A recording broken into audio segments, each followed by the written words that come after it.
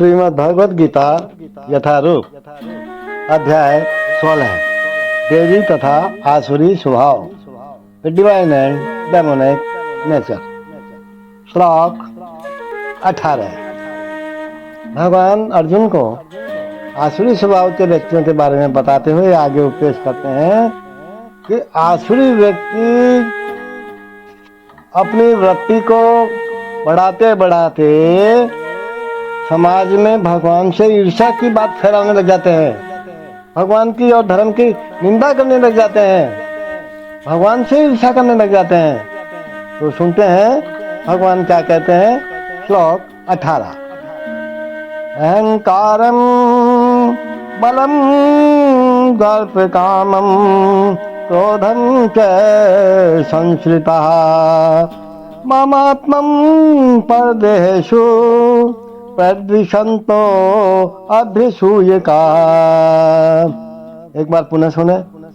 अहंकारम बलम दर्प कामम क्रोधम च संश्रिता मामात्म परदेहेषु प्रद्विषन्तो अभ्यसूयका।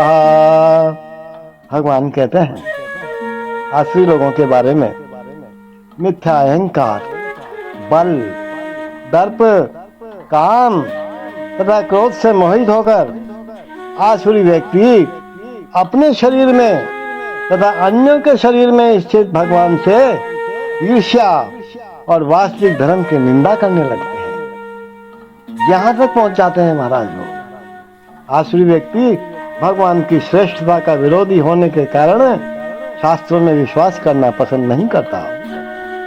वह शास्त्रों तथा भगवान के अस्तित्व इन दोनों से ही ईर्ष्या करता है।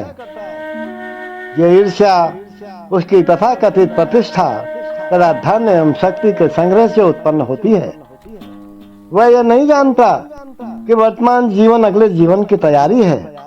इसे न जानते हुए वह वास्तव में अपने प्रति तथा अन्य के प्रति भी द्वेष करने लग जाता है। वह अन्य जीवधारियों की तथा स्वयं अपनी हिंसा करता है। वह भगवान के परम नियंत्रण की चिंता नहीं करता क्योंकि उसे ज्ञान ही नहीं होता। जब ज्ञान ही नहीं होगा तो चिंता कहां से करेगा। शास्त्रों तथा भगवान से ईर्ष्या करने के कारण वह ईश्वर के अस्तित्व के विरुद्ध झूठे तर्क प्रस्तुत करता है, शास्त्रीय प्रमाण को अस्वीकार करता है। वह प्रत्येक कार्य में अपने को स्वतंत्र तथा शक्तिमान मानता है, सोचता है कोई भी शक्ति, बल या संपत्ति में उसकी बराबरी नहीं कर सकता। वह चाहे जिस तरह काम करे, जिस चाहे तरीके से कर्म करे, उसे कोई रोक नहीं सकता। यदि उसका कोई शत्रु उसे इंद्रिय कार्यों में आगे बढ़ने से रोकता है तो वह उसे अपनी शक्ति से छिन्न भिन्न करने की योजनाएं बनाता है, उसको परास्त करने की कोशिश करता है कि इसने मेरे को ऐसा कहा, मेरी कामनाओं में इसने जो है टांग लगाने की कोशिश करी। इस प्रकार से मोहग्रस्त हुआ प्राणी भगवान का अनादर करने लग जाता है।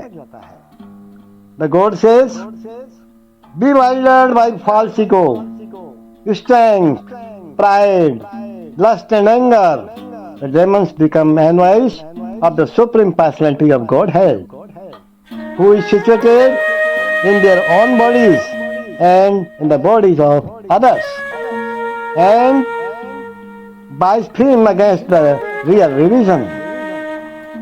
He, demonic person, being always against God's supremacy, doesn't like to believe in the scriptures.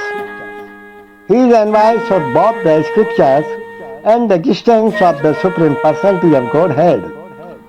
This is caused by his so-called prestige and his accumulation of wealth and strength. He doesn't know that the present life is a preparation for the next life. And not knowing this, he is actually envious of his own self as well as of others. He commits violence on other bodies and on his own.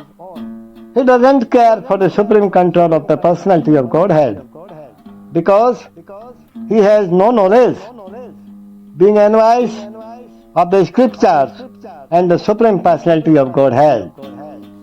He puts forward false arguments against the existence of God and denies the spiritual authority. He thinks himself independent and powerful in every action. He thinks that since no one can equal him in strength, power, or wealth, he can act in any way and no one can stop him. If he has an enemy who might check the advancement of his sensual activities, he makes plan. What plan? What plan he makes? To cut him down by his own power. Hare Krishna, Hare Krishna.